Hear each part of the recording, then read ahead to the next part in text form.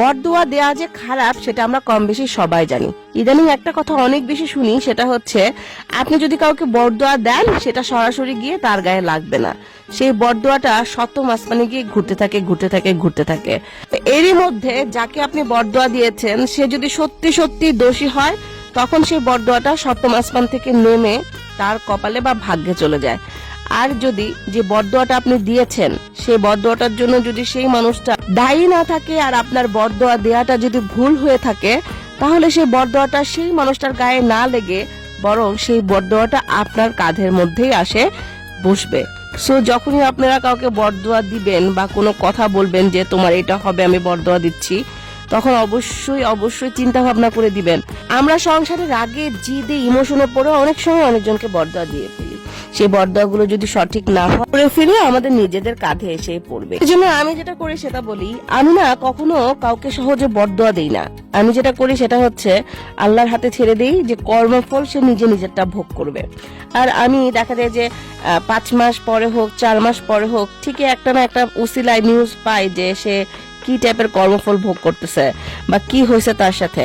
মানে এগুলো অ্যাকচুয়ালি নিউজটা আল্লাহই আপনাকে পাঠাবে যে দেখো তুমি তখন ধৈর্য ধরছিলা, তুমি তখন সহ্য করছো, তুমি তখন বরদোয়া দাও নাই, তার পাপের শাস্তি তার পাপের কর্মফল সে নিজেই ভোগ করতেছে। যখন থেকে আমার ভিতরে মোটামুটি একদম ম্যাচুরিটি আসছে তখন থেকেই আমি একটা কাজই করি, সেটা হচ্ছে কোনো কিছু নিয়ে দুঃখ পেলে বিচারটা আল্লাহর কাছেই দিয়ে রাখি।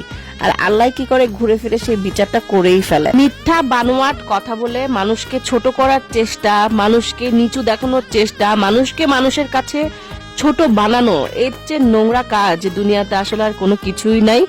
সে আপনার আশেপাশে যারা এগুলো করতেছে তাদের জন্য কোনো প্রতিশোধ নিতে যাবেন না, আল্লাহর কাছে বিচার দিয়ে রাখবেন।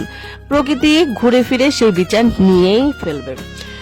এই ছোট্ট জীবনে চলতে গিয়ে কত ধরনের মানুষকে দেখলাম, কত ধরনের মানুষ পাইলাম, আল্লাহ সেটার মানে বলার কোনো ভাষা রাখে না।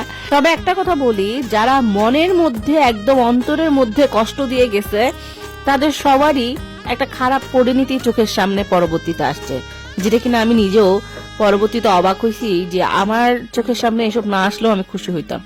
আপনাদের কার কার সাথে এরকমটা হয়েছে অবশ্যই কমেন্টস করে জানাবেন। আমি জানি কম বেশি সবার সাথে এই ঘটনাগুলো ঘটে, এবং এটাকেই বলা হচ্ছে নেচার অফ রিভেঞ্জ।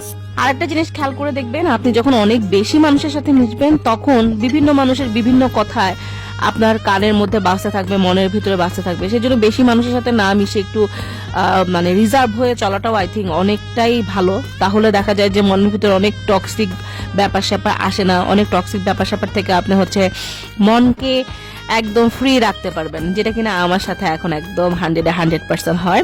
এই চিজ বলটা ঘরের মধ্যে ট্রাই করে দেখবেন। আজকের মতো এখানে রাখছি, ভেজে এখন আমি টুকটুক করে খেয়ে ফেলবো। আল্লাহ হাফেজ।